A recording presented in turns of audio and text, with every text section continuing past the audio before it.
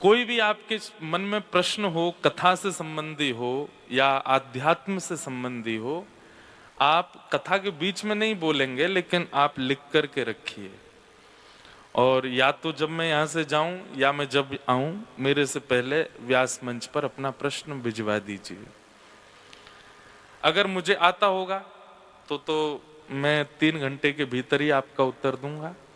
नहीं आता होगा तो रात में अध्ययन करके अपने गुरुजनों से पूछ के बताऊंगा, क्योंकि सर्व संपन्न कोई नहीं होता संसार में। लेकिन फिर भी आप लोग जिज्ञासाएं जरूर कीजिएगा। और तीसरी बात, एक एक्सपीरियंस लेके देखिएगा किस चीज का, कि जिज्ञासा प्रकट कीजिएगा लेकिन मुझसे पूछिएगा नहीं। 2 दिन तक कथाएं सुनिएगा, 2 दिन में कथा अपने आप उत्तर देगी आपको, आपके प्रश्न का, आपकी जिज्ञासा का। ये कोई चमत्कार नहीं है। श्रीमद् भागवत कोई ग्रंथ नहीं है, कोई किताब नहीं है, कोई पोथी नहीं है, साक्षात श्री कृष्ण है। और मैंने अपने 9 वर्षों में, और मेरे पूज्य पिताजी महाराज लगभग 50 वर्षों से कथा कर रहे हैं, ये अनुभव किया है कि कोई भी श्रोता जिज्ञासा प्रकट करता है, व्यास के मुख से अपने आप उसका उत्तर आ जाता है। वो कुछ, मैं ऐसा नहीं कहूंगा कि आप ये सोच रहे हैं मैं बताऊं, भाई ये सब जादूगरी नहीं आती हमको। लेकिन कथा कहते कहते कोई अर्जुन कृष्ण संवाद चल रहा है, कृष्ण उद्धव संवाद चल रहा है, गोपियों के साथ कोई बात चल रही है, उसी बीच में ही मैं कुछ ऐसा अपने आप प्रकट होता है। और ये मेरे साथ नहीं, जो भी व्यास मंच पर बैठते हैं कथा वक्ता, उनकी कथा में जिज्ञासा का उत्तर अपने आप प्रकट होता है। क्योंकि श्रीमद् भागवत कोई ग्रंथ किताब पोथी नहीं है, साक्षात कृष्ण बैठे हैं आपके सामने, और ये सब जानते हैं सामने जो बैठे हैं ये क्या विचार कर रहे हैं, वक्ता से मुझे वो बुलवाना है। एक बार बद्रीनाथ में मेरी कथा थी। एक 6 वर्ष का बालक कथा में आया और उसने मुझसे एक प्रश्न किया कि 6 वर्ष का बालक, 2 प्रश्न किए। पहला प्रश्न तो यह था कि महाराज जी, हम जन्म लेने से पहले कहां थे? और बोले, मैंने कथाओं में सुना आप कहते हैं कि हम भगवान के पास थे, तो फिर हमसे क्या अपराध हो गया जो ठाकुर जी ने हमको धरती पे भेज दिया, खुद से दूर क्यों किया? पहला प्रश्न। और दूसरा प्रश्न उसने कथा से संबंध में किया कि जब अश्वत्थामा को, कथा आएगी तो विस्तार से आप सुनेंगे, अश्वत्थामा ने निर्दोष बालकों को मार दिया, तो अर्जुन जब अश्वत्थामा को मारने लगा तो भगवान ने ऐसा क्यों कहा कि ब्राह्मणों को नहीं मारना चाहिए? और यदि भगवान ऐसा कहते हैं कि ब्राह्मणों को नहीं मारना चाहिए, तो खुद ने रावण को क्यों मार दिया? रावण भी ब्राह्मण था। ये 2 मेरे प्रश्न हैं। 6 वर्ष का बालक ये प्रश्न कर रहा है। पहला प्रश्न का उत्तर तो मैंने उसको तभी दे दिया था, मैंने कहा जैसे हम माँ को बहुत अच्छे लगते हैं, माँ पिता हमसे बहुत प्यार करते हैं, लेकिन जैसी हमारी आयु 4, 4.5, 5 साल की होती तो स्कूल भेजते हैं कि नहीं भेजते? अब ऐसा तो है नहीं कि माँ पूरे दिन घर पे ही रखे, स्कूल भेजती है ना? बोले हाँ। हम बहुत रोते भी हैं, नहीं जाने का मन होता, फिर भी माँ जबरदस्ती बस में बैठा देती है, जाओ स्कूल। क्यों? क्योंकि कुछ समय के लिए जब हम स्कूल जाते हैं, अपनी माँ से दूर रहते हैं, प्रियों से दूर, तो वहां कुछ सीख करके आते हैं, खुद स्टेबल होना सीखते हैं।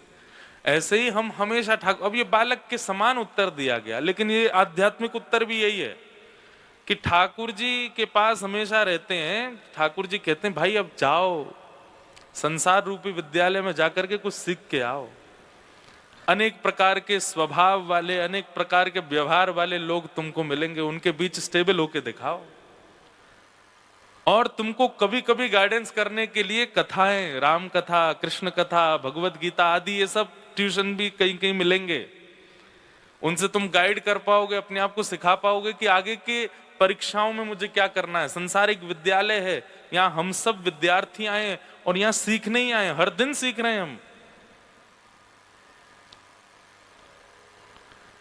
तो ठाकुर जी ने हमको पृथ्वी पर क्यों भेजा? सीखने के लिए भेजा, जैसे एक माता पिता किसी बालक को भेजते हैं।